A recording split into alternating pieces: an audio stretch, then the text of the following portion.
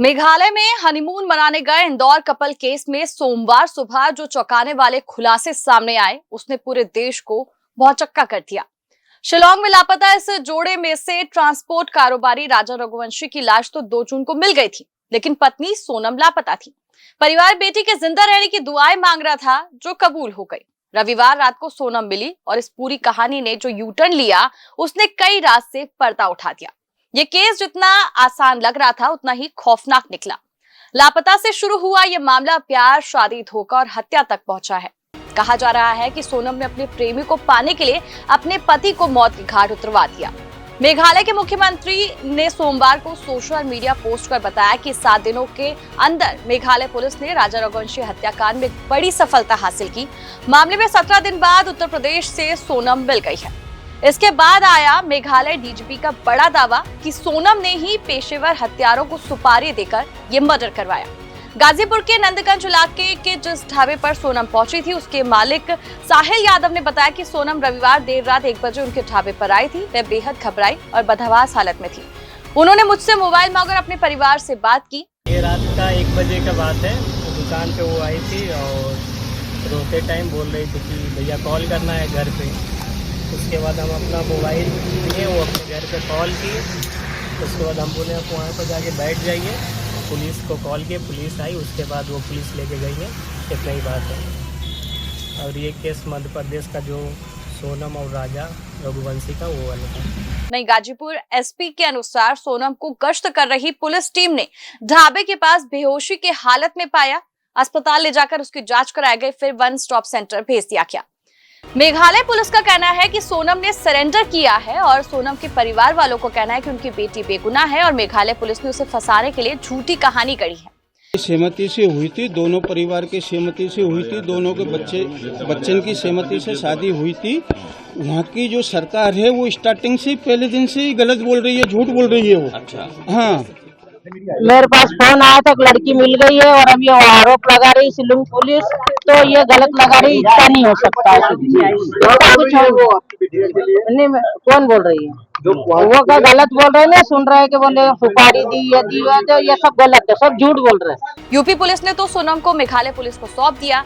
इस मामले में शुरू से इंदौर पुलिस मेघालय पुलिस के साथ पूरी इन्वेस्टिगेशन कर रही है। मामले में अब तक 5 संदिग्धों को हिरासत में ले लिया गया है। राज कुशवाहा, विशाल चौहान को इंदौर, जबकि आकाश राजपूत को इंदौर के पास से पकड़ा गया, जिनका मेडिकल चेकअप कराकर पुलिस इन्हें कोर्ट ले गई।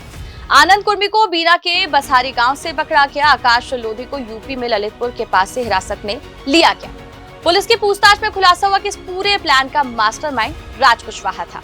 ये वही राज है जिसके लिए सोनम ने राजा की बलि दे दी। इसी के लिए सोनम कातिल बन गई।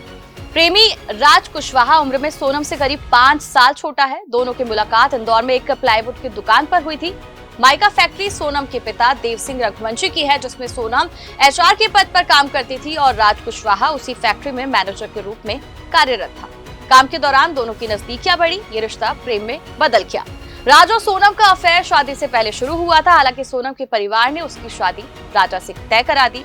इस मामले में राजा रघुवंशी की मां ने भी कई खुलासे किए कि सोनम ने ही बिना बताए शिलांग की टिकट बुक कराई थी, लेकिन वापसी की कोई टिकट नहीं हुई थी। 1.5 महीने तक बाहर निकलने का कोई मुहूर्त नहीं था। राजा की मां ने बताया कि रिश्ता तय होने के बाद एक बार राजा ने कहा था कि सोनम उसमें इंटरेस्टेड नहीं है। दोनों का रिश्ता 1 अक्टूबर 2024 को समाज की परिचय पुस्तिका के जरिए हुआ था। शादी 11 मई को हुई, लेकिन सोनम अपने पुरानी प्रेमी को नहीं भूल सकी और उससे लगातार कांटेक्ट में थी। तो अंदर से तो यकीन नहीं था कि सोनम ऐसा कर सकती है, ऐसा कर सकती है, क्योंकि हमने उसको दिल से माना था। मेरे बच्चे ने उसको दिल से मान लिया था, कि दिल से माना था। और उसके कहने में वो वहाँ गया था, उसके कहने से गया था। वो है ना, उसको टाइम नहीं दे पा रही थी, तो उससे पूछा गया था क्यों टाइम नहीं दे रहे तुम मेरे बेटे को। तो बोलती कि ऑफिस में इतने काम है मम्मी, मैं फ़ोन नहीं लगा सकती। तो वो नहीं लगा सकते क्या मेरे को? वो भी बात कर सकते हैं। बोले ऐसा थोड़ी कि मेरे इंतजार करते हैं कि ये मेरे को फ़ोन क्यों नहीं लगा रही है, वो भी लगा सकते हैं। 20 मई को कपल बेंगलुरु होते हुए गुवाहाटी पहुंचा और मां कामाख्या देवी के दर्शन किए। वहां से दोनों शिलांग पहुंचे। स्कूटी किराए पर ली गई।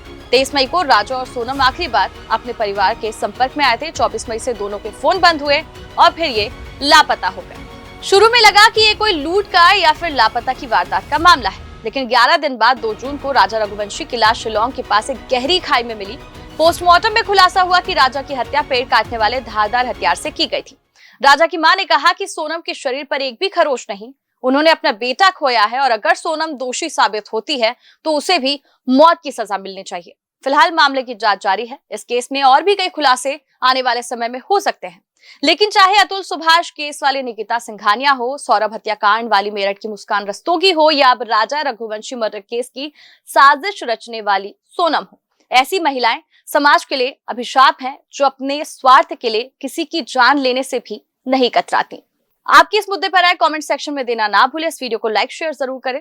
खबरों के लिए जुड़े रहिए चौथा खंबा चैनल के साथ। इसे सब्सक्राइब कर ले। आपसे मुलाकात होगी अगले वीडियो में। तब तक के लिए नमस्कार।